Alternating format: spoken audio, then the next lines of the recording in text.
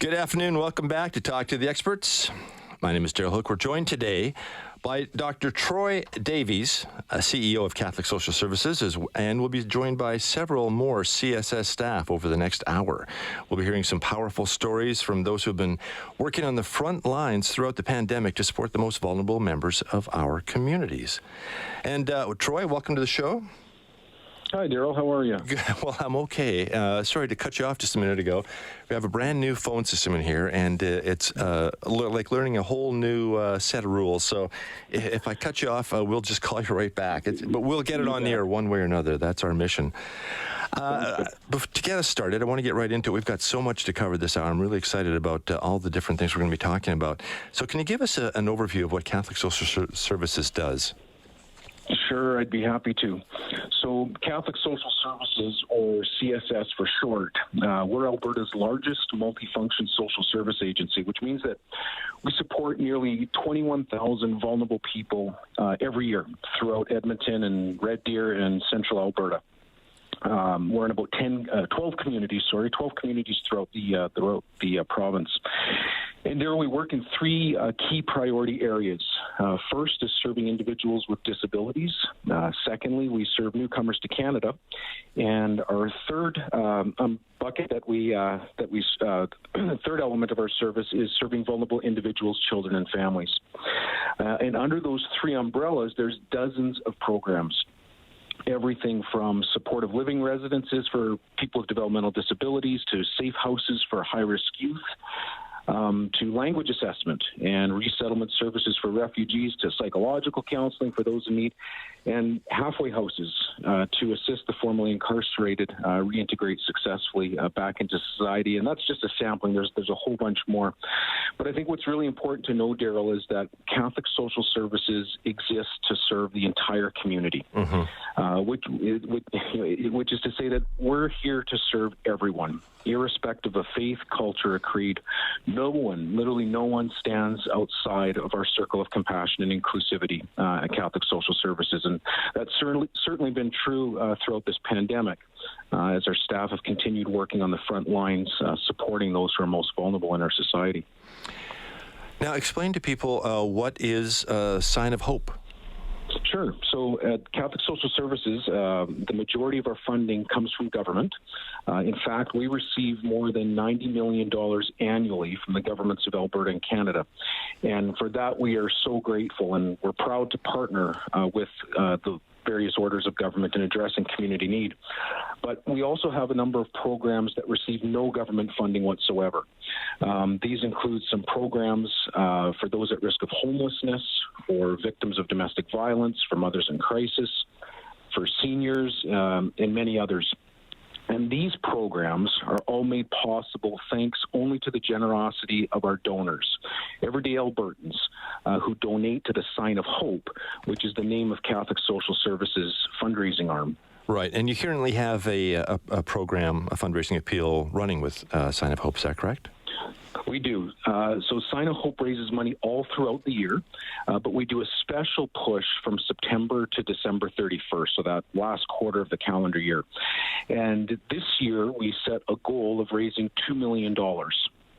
And we know that's a big ask of Albertans, many of whom are struggling themselves amidst this pandemic. But we also know just how generous Albertans are.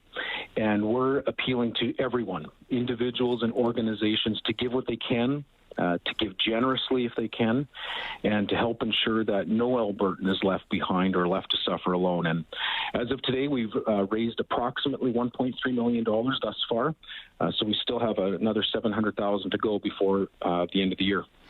Okay, well, over the next hour, we're going to learn a little bit about the kinds of programs that Sign of Hope funds, and one of them is coming up next, hopefully. Last time I tried to bring Jessie on, I cut you off, so we'll see what happens. We bring her on now. I think we have everybody on board. Catholic Social Services Salle Residence is a safe haven for women and children who are fleeing domestic violence. The program supports women as they rebuild healthy, violence-free lives after leaving situations of abuse. And today we have Jessie, a LaSalle staff member, here to talk about the work they've been doing throughout COVID. Welcome, Jessie. Thank you, Daryl. How are you? I'm well now that you're on the line and we're all together. Jessie, can you tell us a little bit about LaSalle, an overview? Oh, sure. Thank you very much for having me on board this afternoon. And I'll share a little bit about LaSalle. That LaSalle is a second-stage shelter that supports women fleeing domestic violence.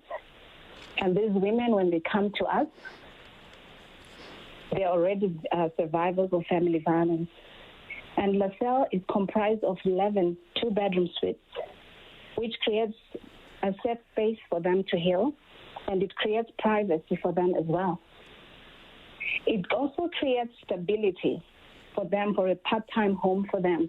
And we house these women for a maximum of a year, and the possibility of extension depending on their situation as well. So when they come to LaSalle, since it's a haven for them that are fleeing domestic violence, it's a place for them to heal, to transform, to renew their mind, a place where they feel peaceful again and begin to focus on themselves. So as staff, we meet them at the point where they are at in their healing journey. Thank you. You know, it sounds like such a simple thing, but it's such an essential thing. But it must be so rewarding for you. I imagine you have a number of stories that really talk about the impact of the work that you do there. Thank you so much. Yes, we serve women. We've seen women come and go, but I will share particularly about one woman that came into our program. It was a mother of two, and she was sponsored to come to Canada by her husband. But all the time that she lived with this husband, she lived in isolation. She didn't have medical support. She didn't even know much about, there was a lot of financial control in her household.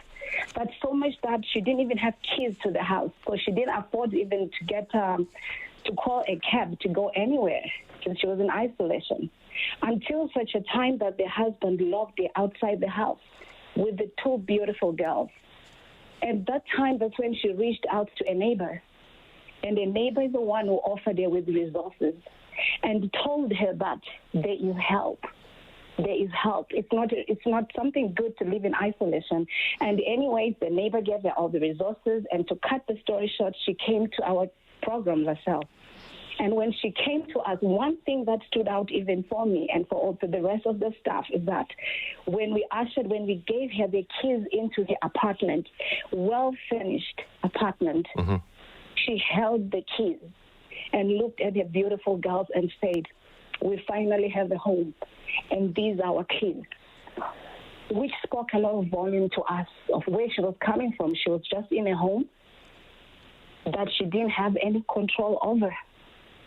There was a lot of financial control, isolation, no medical support for her.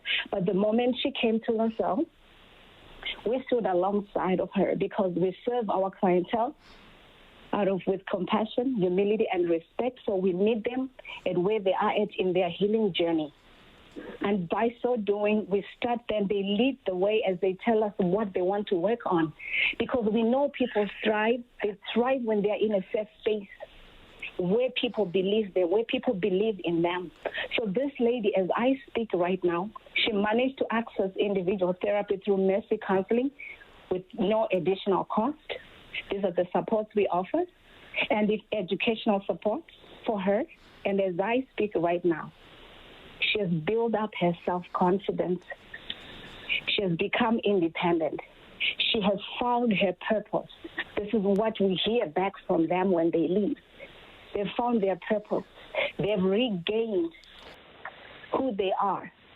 She has enrolled in the School of Nursing as I speak.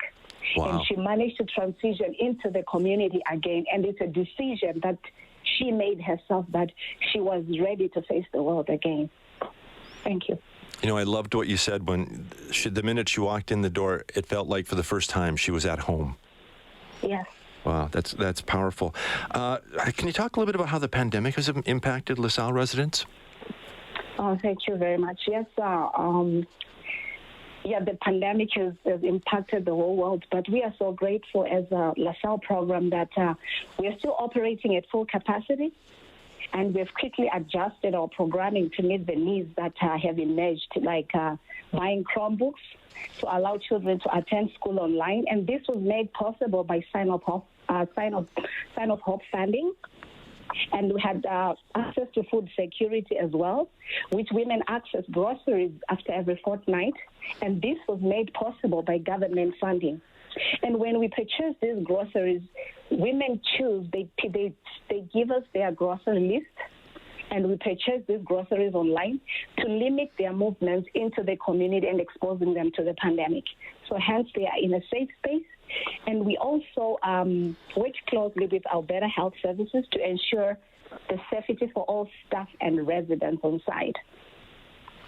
Can you tell us in just about a minute, what are the biggest changes you see in women who come through Salle? Yes, thank you. When women walk into Salle, we have witnessed that most of them, they're at a stage of vulnerability, which takes time for them to figure out which direction to take in their healing journey.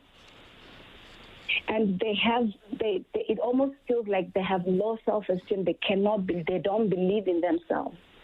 But towards the end of the program, we have seen that they cultivate a sense of belonging, happiness, and hopefulness during their stay at Salle.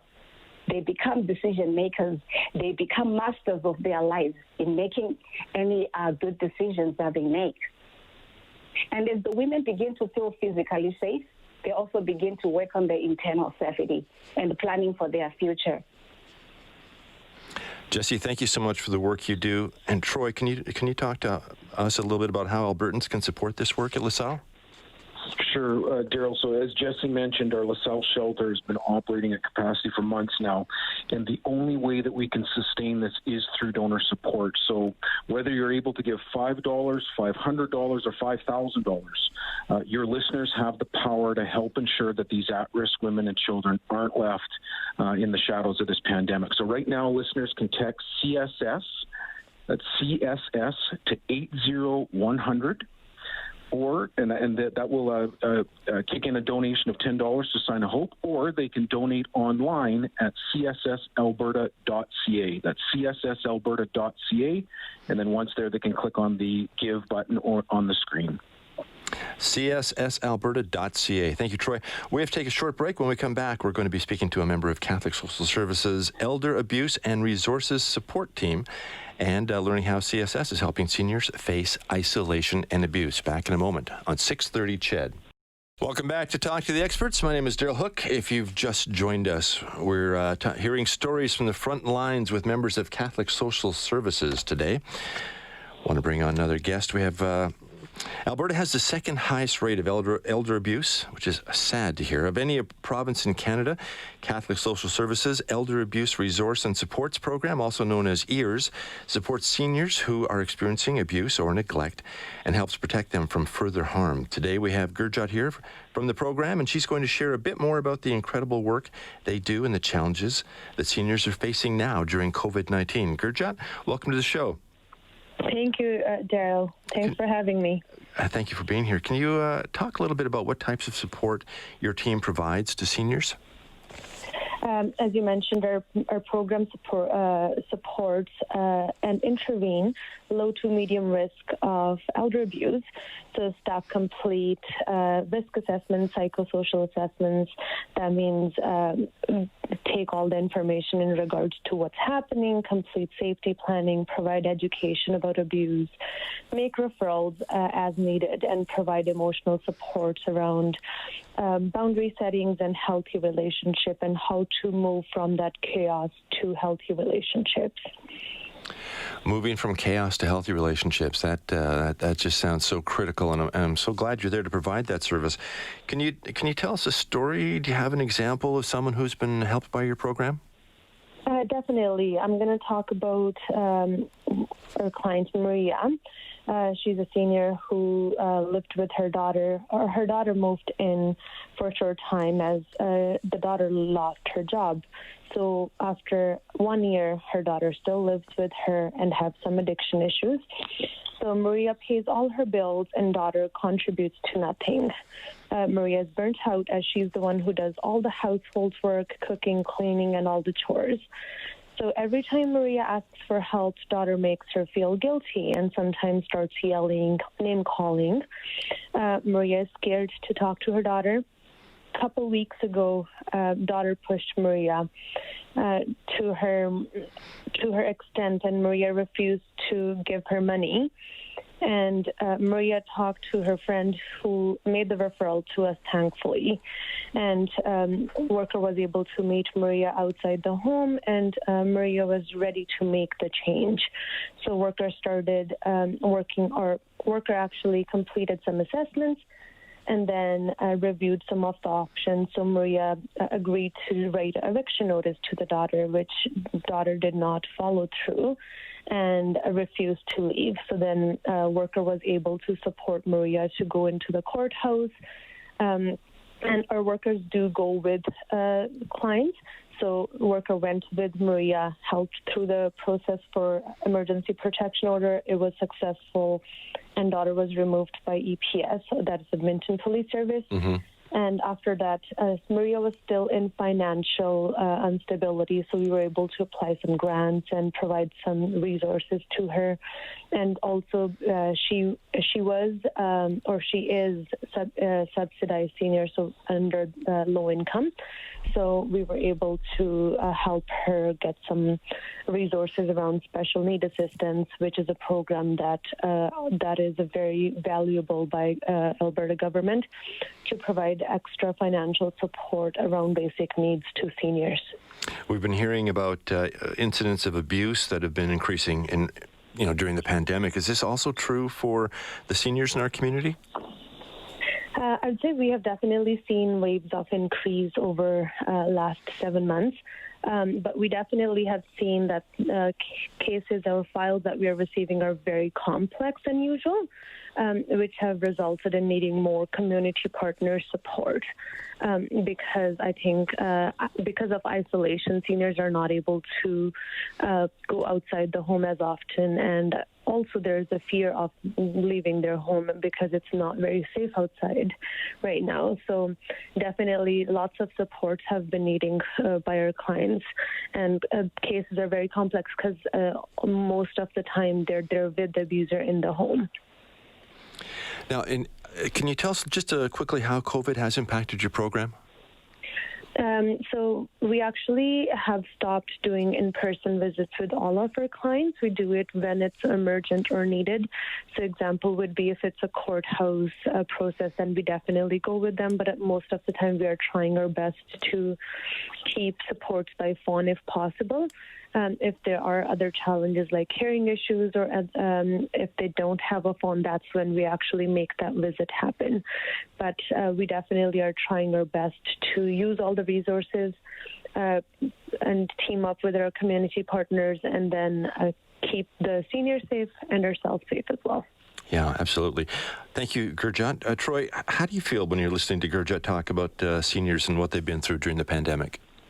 Yeah, and Daryl, before I respond, I just want to mention as well, just for the clarity of your listeners, that when we refer to Maria or somebody else, we're always using pseudonyms, of course, to protect the anonymity of those receiving our services. So, whether it's Maria or someone else, it's really difficult to imagine, and it hurts to hear of anyone abusing, neglecting, or taking advantage of our vulnerable seniors. Everyone deserves to live out their golden years safely, with kindness, with compassion, respect, and unfortunately, that's just not the case for some folks. So I'm just so grateful to Gurjot and her team and the partners that we work with for their commitment to ensuring that seniors at risk of experiencing abuse are getting the help that they need. And how can our listeners help out if they want to support the work that is being done with these vulnerable seniors? What can they do? Yep, every dollar donated to Sign of Hope can help a senior who's suffering from isolation and abuse. And Albertans have the power to step up and protect vulnerable seniors who are turning to Catholic Social Services, turning to CSS in the hopes of alleviating that suffering. So listeners can text CSS to 80100 to donate $10 to Sign of Hope right now, or they can donate by going online to our website at cssalberta.ca. Okay, so just to stress again, if they want to, they text 80100, and then the message should be CSS, and then that will send a $10 donation to Sign of Hope, and they can also donate online at cssalberta.ca. That's right. Okay, that's Gurjat, thank you very much again for speaking with us this afternoon. Appreciate the work you do very much, and please pass along our heartfelt thanks to your team. Thank you again for having me, Daryl. We're going to take a very quick break, but when we come back, we're going to be speaking with another member of Catholic Social Services, someone who works with the Morning Star team, to learn about a new program supporting vulnerable women in the Red Deer area. If you've been listening, we're talking to a variety of people this afternoon. We're going to have a couple more coming up in the second half. We've talked to a couple already this half. A number of great programs being done. Fantastic work by Catholic Social Services. You can find out more by going to their website, CatholicSocialServices. Let me just have a quick look here. Troy, can you give us the website one more time? You bet. It's cssalberta.ca. cssalberta.ca. News is next. Back in a moment on 6:30 CHED. Welcome back to Talk to the Experts. We're joined today by Dr. Troy Davies. He's the CEO of Catholic Social Services. We're also hearing stories from the front line with members of Catholic Social Services team. The Morning Star program offers drop-in and outreach support to vulnerable women in the Red Deer area. And up next, we have Jill Lands, program coordinator for Morning Star, who's here to share some of the incredible work that they've done since the program opened in 2019. Welcome to the show, Jill. Thank you.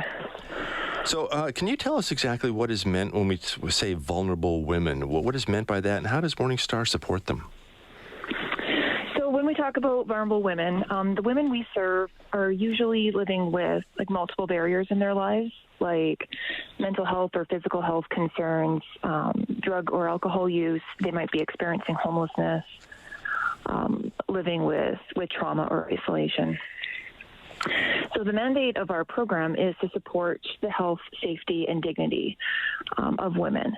And so because we're completely donor funded, we're able to do that with a lot of creativity and flexibility, because we work with complex women in challenging situations. Mm-hmm. So when we talk about supporting dignity, it's really in every bit of our drop-in center, in the ability for our women to shower, do laundry, get all the hygiene supplies they need, and in the things like the purses and the backpacks that we have been donated. There's a big difference in carrying all your belongings in a backpack instead of in a garbage bag. Yeah. So in our outreach part of the program, we help women in the goals that they make for themselves. And again, we have a lot of flexibility, so we can give a lot of space and time to have that focus beyond building trust, building relationships. And so we can do things like support women when they're doing large changes, like going to treatment or getting into housing. But also like to support them doing those things that may seem small, like taking a woman to buy a pair of pajamas. But she's buying those pajamas because after a decade of homelessness and months of being in an apartment, she finally feels safe and it feels like home. So, yeah, it's a program that's pretty unique in Red Deer. And, yeah, we're really glad it's here. Yeah, no kidding. And, you know, some of the things you talk about, most of us, thankfully, just take for granted, like just having a shower when you want one, just being able to get cleaned up and put on a new pair of new clothes if you're going to go for a job. So it's great that you're there and being able to help people out with some of the most essential things that, like I said, people just take for granted. Can you share a story with us, something that makes you feel grateful to be able to do what it is you do? Yeah, absolutely. So one of the ladies that we serve, she has significant and pretty complex mental health issues. Because of those complex issues that she has, some of the behaviors that she has have really added to her isolation, but also feelings of shame and rejection. She's been told she's disruptive, she's embarrassing, and she has been told in some places that she's not welcome. She sleeps outside, and for the most part is only inside when she's in our drop-in center at Morning Star. And so when she comes in, she usually stays all day with us. And every time she tells us how much she loves Morningstar, but that she feels safe there and cared for and respected. That we accept her for just exactly who she is, and she doesn't have to pretend with us. So for us, it's like the greatest compliment to be given, to know that not only does she feel safe, but that she's really got the message that she doesn't have to be perfect, shiny, or easy to be cared about and to be valued, that she's respected, and just because she's struggling doesn't mean there's anything to apologize for. Yeah, that has to be difficult for some people, thinking that they have to fit into a mode or no one's going to appreciate them. Mm-hmm. I imagine you've also had some challenges trying to remain open safely during COVID. Can you talk about the feedback you've had from your clients throughout this? Yeah, for sure. So we have been very fortunate that we've been able to keep our doors open the entire time through the pandemic. And our women that we serve have been incredibly grateful, because a lot of the programs in Red Deer have had to make changes or shut their doors. So we knew fairly early on that COVID was going to be a pretty impactful time to live through. So we actually collected some quotes from our ladies. So a couple of them are, I don't think I could have survived COVID times without you. I don't really need anything. I just was having a terrible day, and I always feel better when I'm here. I'm so happy you're still open. I really don't know what I would do otherwise. This place is a gift. It's just such a gift. And you guys are brave. It's scary out there, and everywhere shut their doors, and you're here and still here for us. You don't mess around. You know that we need you. Yeah, you don't mess around. You're just here doing the tough work that needs to be done right at the front lines. How have you had to adapt your services throughout 2020 with everything that's been going on? Well, not too much, actually, other than we've kind of ramped up some cleaning and sanitizing and done things like temperature checks upon entrance and things like that. Our drop-in is a large size. It has a pretty open layout. So other than kind of changing how we give out all the donations that we have of snacks and hygiene supplies, we've been pretty lucky. We didn't have to change too much, just because it's fairly easy to properly distance and things like that. One of the big things that we had to change was how we work to get what we need to stay open. So all of our weather and hygiene supplies, along with our overall funding, is all by donation. And so when the entire community and world is impacted by the pandemic, we've had to work pretty hard to make sure we have those snacks and supplies that we can give out to our ladies. Are there a lot of resources in the community like Morningstar? We're actually really unique in Red Deer.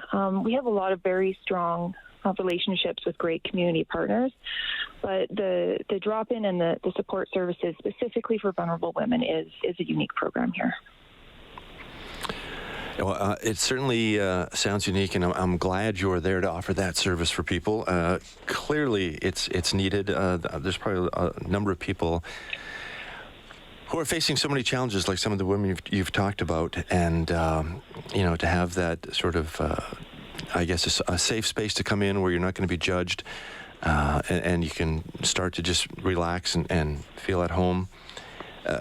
There's nothing else like it. If you don't have that service, just to continue living on the street is going to be a horrific situation for so many people. So thank you for what you do. Troy, how can people support Morningstar and programs like that through you? Sure.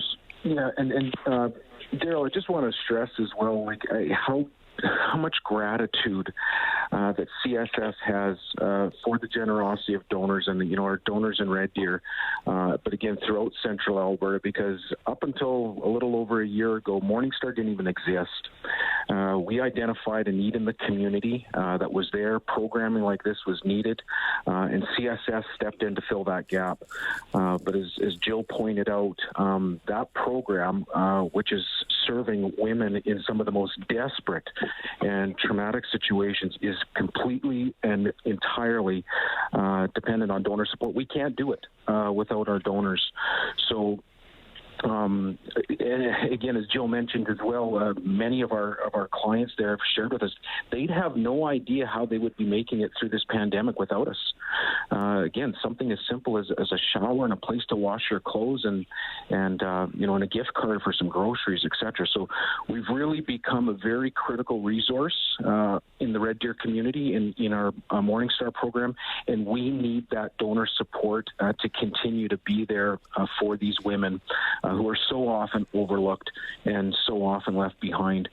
So, Daryl, your listeners, and I'd really appreciate, or I'd really especially appeal here to your wonderful Red Deer listeners, if they can text CSS to 80100 to donate $10 to Sign of Hope right away. Again, that's CSS, as in Catholic Social Services, CSS to 80100 to donate $10 to Sign of Hope right away.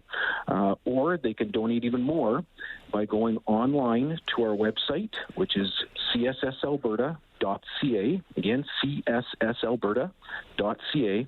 And there they'll see the button that will say donate if they're on a computer, and it'll say give if they're on their mobile. You know, I value the fact that you're able to come on the air and talk about this with us, because I think a lot of our listeners, and I think people in general, tend to look at someone who's homeless and just say, oh, why don't they go get a job? But it's not that simple. As you pointed out, like, there are so many things that have to happen before they can get to that stage where they can, get back to society, or if they're even able to get back to society. But again, it's great that you're here to be able to provide these programs and to help people out. Jill, thank you so much for taking the time with us today to talk a little bit about what happens with Morningstar. And again, just to reiterate for people, you can text CSS to 80100 and donate $10 to Sign of Hope. You can also donate online at cssalberta.ca. We want to take a quick break, but when we come back, we're going to be speaking to a member of Catholic Social Services St. Zita's team to learn about how CSS is working to ensure that no one falls through the cracks. Back after this. This is Talk to the Experts on 630 CHED. Welcome back to Talk to the Experts. My name is Daryl Hooke. We're joined today by CEO Dr. Troy Davies. He's the CEO of Catholic Social Services. And we're talking to a number of CSS staff members about a number of programs. All too often, people fall through the cracks, so to speak, and have to go without the supports they so desperately need. St. Zita's Calls for Assistance is a CSS program that fills these gaps and directly answers calls for assistance from the community. CSS staff work with clients and partner agencies to ensure no one in need has to go without. And we welcome Susie to the show to share a little bit more about the program. Hi, Susie. Hi. Thanks for joining us today. No, my pleasure. Thanks for having me. Can you explain a little bit more about what kind of needs St. Zita helps people meet? Yeah, it's like you said, trying to bridge those gaps in services where people are falling through the cracks. So I'm in Red Deer, and here, the city of Red Deer has lots of programs and services available to help, but it can be really hard to find them and to just navigate through the whole system, especially when people are facing barriers like they don't have the right paperwork that they need, they don't have transportation. Sometimes they're just afraid, or they just don't have the confidence to go through that whole system by themselves. So we're there to kind of walk along beside them. We try to be as flexible as we can be in meeting people where they're at and taking the time that's necessary to help them. Sometimes that's 15 minutes, sometimes it takes 2 years or more. So we just hang in there until we get the job done. And we just try to work on whatever their priorities are, their goals and dreams. And often that just starts out with something simple, like it can be a bus ticket to get to a doctor's appointment that you need to get to. It can be like a Tim's card, just so somebody homeless has a place that they can legitimately use the washroom now that everything is closed. Sometimes it's just being there, just listening with a compassionate heart, sympathetic ear. I had a fellow in one time, and after he left, the front staff at our office came to me and said, like, what did you give that guy? When he came in, he was crying, he was all hunched over. He was so anxious. And when he left, he was standing up straight. You could see his eyes. He had a smile on his face. And the truth was that I didn't give him anything. We just talked and took the time until he felt like he could go back out there and, make it another day. I was going to comment that when you started talking, you just sound so matter of fact about, all these things you're doing. And then you said, I didn't give them anything. But you realize, of course, you guys are doing so much for these people and just sometimes providing that ear for them to talk to, a shoulder to cry on. That's more than they've had in years, perhaps. So you're doing great work, and it's transformative work too. And that's why we want our listeners to know that their donations are making a real difference in people's lives. That they are transforming them, and sometimes it is 15 minutes, and sometimes it's 2 years. Sometimes it's slow to see, but the transformations are real. Do you have a favorite story? I mean, you've told us one. That was great. Do you have another story that kind of demonstrates just how transformative your work is? Yeah, I had something happen last week that I thought just really illustrates something that I see all the time, and that is a desire that people have that we've helped to pay it forward.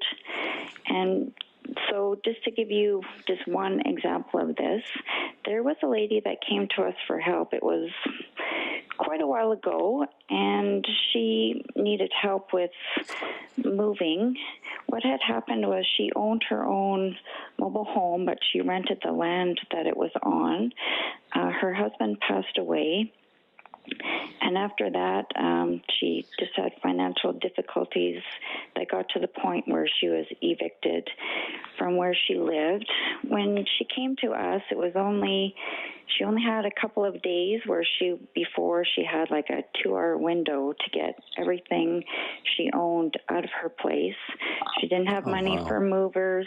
It was actually too late to contract a moving company. So we worked with other partner agencies in Red Deer and got together to do the move and store some things for her because, when you lose your home, that's bad enough. But when you lose all your possessions, furniture, clothes, everything that's even personal, pictures, she had special recipes from people who had already passed on. So we were able to help her get some of that stuff, get her settled into a new place to live. And she was kind of on her way and starting the work of settling her husband's estate and getting to where she needed to be. And then COVID hit. So from there, she really couldn't do much because she didn't have a phone, she didn't have internet. She has really bad asthma, so she just stayed in her apartment. She was scared to go out because of COVID, and she really couldn't do anything and was becoming more isolated. So we did help her again and gave her a phone and a phone card. And from there, she could start to do what she needed to move ahead and also speak with her kids and her grandchildren, which she hadn't seen, and she was worried about them, especially because she had a new grandchild on the way. So she came back to just say thank you and express her appreciation, but also to let me know that it meant so much to her that she was trying to pay it forward. After her rent was paid, she has about $54 to live on in the month, so she couldn't help anybody else financially. So what she did with the phone that we gave her was she would go to different Facebook groups and where people would post things that they needed, like, it could be a snow shovel, it could be a baby stroller, and then she would either phone around to people she knew or go to other free cycle buy and sell sites and try to find the item that people needed and match them up with the person that needed it. And I like that story because it just illustrates what almost everybody says that comes to help, is that it sparks a desire to pay it forward. Yeah. And just to let the listeners know that when they make a donation, it doesn't just help purchase something somebody needs, it starts this chain reaction of paying it forward in our community in some really wonderful and creative ways. Very quickly, can you talk a little bit about how Sign of Hope's funding impacts your ability to address the needs of these people who reach out? Yeah, well, it impacts our ability completely. Like the St. Zita program is 100% funded from Sign of Hope. So without Sign of Hope, we couldn't operate at all. The funds that we get from Sign of Hope are also special in the way that they allow us to be flexible in how we serve people and to reduce some of those barriers that they might face. Yeah. And also just giving us that extra time that sometimes people need to get what they, are in desperate need of. Troy, as Susie just shared, the purpose of St. Zita's is to ensure no one falls through the cracks. That is so important right now, isn't it? Oh, absolutely. Like Daryl, COVID-19, we know, has created a perfect storm, from the public health crisis to economic uncertainty, job instability, pressures on the family. The list just goes on and on. So this is an incredibly difficult time, and we're all struggling in different ways. But while we all may be in this same storm called COVID-19, we certainly aren't all in the same boat. Some of us have bigger boats or boats that are better equipped to weather a rough storm, while others are in boats that were unstable to begin with. People like the people that Susie works with, and they're at risk of going under. So St. Zita's is one of those Catholic social services and Sign of Hope programs that can act as a life jacket or a lifeline for those who need it most right now. Now, we've talked about 4 unique programs already today that CSS is able to offer thanks to donor support. Salle, Elder Abuse Resources and Supports, Morningstar, St. Zita's. But if I understand correctly, these aren't the only programs that rely on funding from Sign of Hope. Is that right? Oh, absolutely. There's a whole host of programs beyond the 4 that we spoke about today. Those 4 were very, very important CSS programs, but we have many, many others that rely completely on Sign of Hope, including our Welcome Home program, which provides friendship and social connection to formerly homeless people, our Intercultural Awareness program, which provides parenting supports for newcomers to Canada, our Gianna Center in Edmonton, which offers prenatal services and postnatal services to women in crisis, our Drexel House, which provides transitional housing for women moving on from a second stage shelter like Salle, which we spoke about earlier. We also have our McDaniel Youth Services, which offer support for young people learning how to navigate the world with a fetal alcohol spectrum disorder diagnosis. And again, that's just to name a few, Daryl. But and in addition to this, we also provide some supplemental funding for many other programs as well. And that supplemental funding is also crucial. I mean, can you talk a little bit more about what that looks like right now?